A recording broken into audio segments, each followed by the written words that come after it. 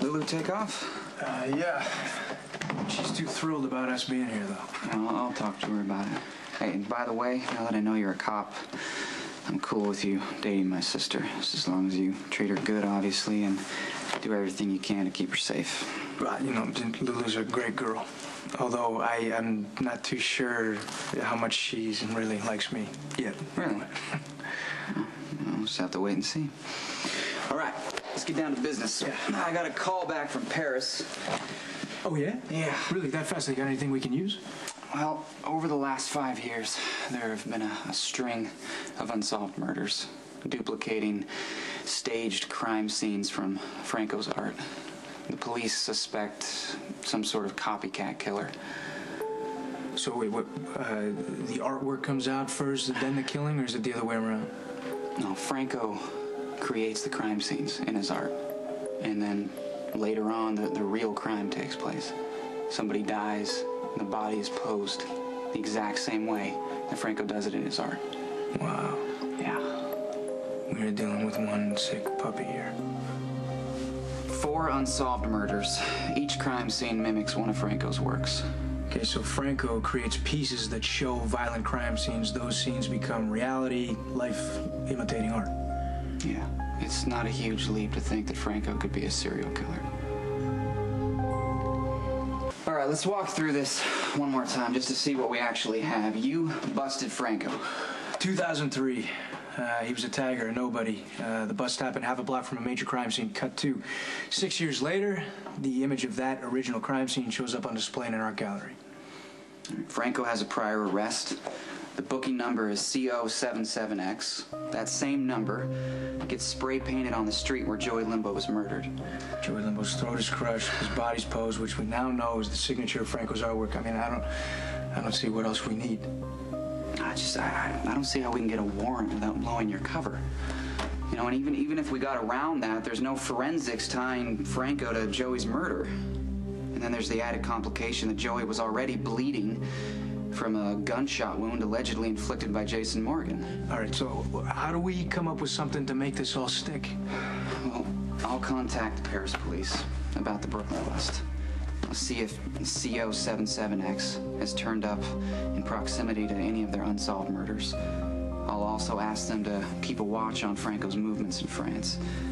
Beyond that, if we don't have any more solid evidence, this case could be stuck in neutral.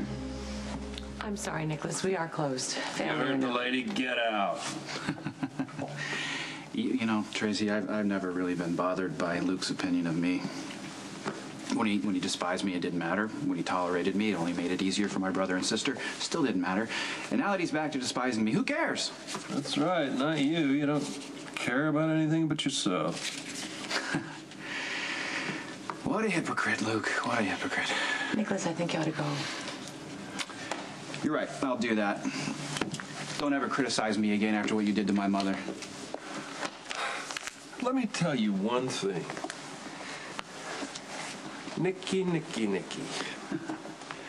As long as I have known you, you...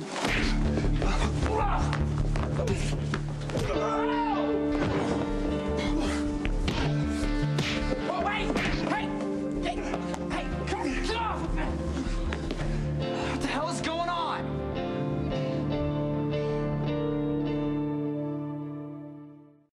Here it comes.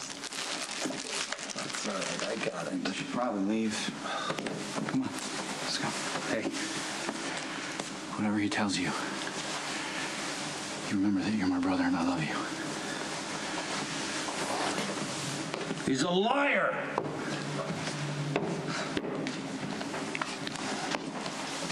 Tracy, you help me out here? I give up. But if you figure it out, clue me in.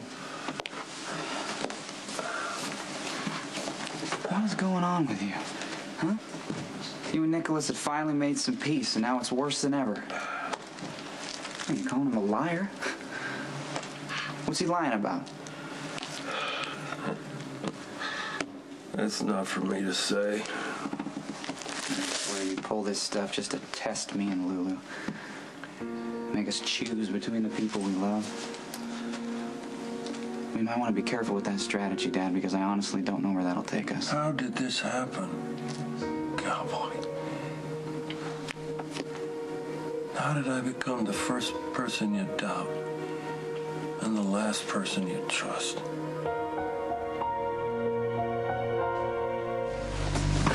You want to know why I don't trust you, Dad? It's because you're like the wind. I never know where you're going to be. You may be there 9 times out of 10, but I don't know if I'm going to get that one time where you're just gone. We could even be in the same room sometimes and you're not there. When I'm sitting here talking to you right now, you're not even here. Oh, I'm here, cowboy, but you just can't see me because you're wearing blinders. Yes, I think the worst about people. I do. And you think the best of everyone, except me. You live your life to prove me wrong. You live your life to make sure that you're not going to be me, and it's blinding you to the truth. If I'm blind to the truth, enlighten me, please. If I'm in the dark, turn the light on for God's sake and stop bitching about how naive I am. I'm not trying to prove you wrong, Dad. You know what, yes, some of the things I've done in the past, maybe they were a way to get back at you. That was a long time ago. I'm not 15 years old. I'm not living my life to give you the finger. No, you're not 15. You're a grown man. You're my firstborn. And I love you more than life itself. And that's why it's difficult. Because I see you doing things just to make sure that you're not me. I see you wearing a cop's badge on your belt and going for a 3rd round with Elizabeth and her kids just to make sure everybody knows you're not me. You would rather stick your head in the sand than be like me and chase the wind. How narcissistic are you? Seriously. You think everything in my life comes back to you? What Elizabeth and I have has nothing to do with you, Dad. The love I have for her is mine. As for being a cop, you know, maybe I did choose that as a way to stick it to you. I don't know. But I stay with it because I want to believe in something.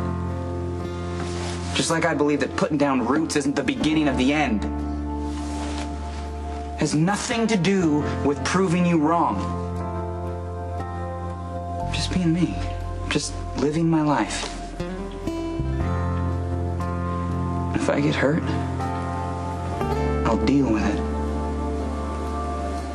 It won't be your fault. Because it's not your responsibility.